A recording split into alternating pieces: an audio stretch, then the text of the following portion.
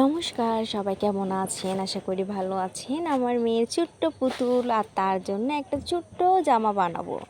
আর আমি যেহেতু আমার বাবার মেশিন আছে, তো আমিও একটু ট্রাই করতেছিলাম আমি একটা পুতুলে সুন্দর করে জামা বানাতে পারি কিনা। তো সে পর্যন্ত আপনারা তো দেখতেই থাকুন আর আমার চ্যানেলকে একটু সাবস্ক্রাইব করে রাখুন। ফলো দিয়ে তো রাখবেন অবশ্যই। তো এই যে হচ্ছে এটা মেশিনের মধ্যে আমি সেলাই করতেছি। যে কীভাবে যে কী বানাবো নিজেও জানি না, জাস্ট যতটুকু কাপড় একটু আইডিয়া করে সেলাচ্ছি।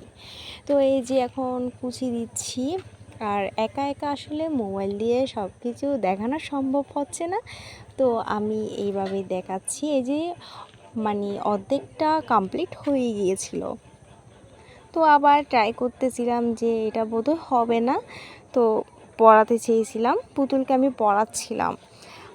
পরে মানে দেখলাম আর এটা একটু মানে লুজ হচ্ছে। আসলে আমি জামার কোনো মাপ টাপ কোনো কিছু না, জাস্ট এমনি ছিলাম এটা।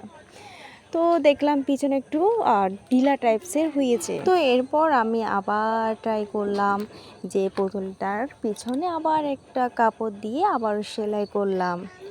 এরপর দেখেন আমার জামার ফাইনাল লুক ছিল এটা।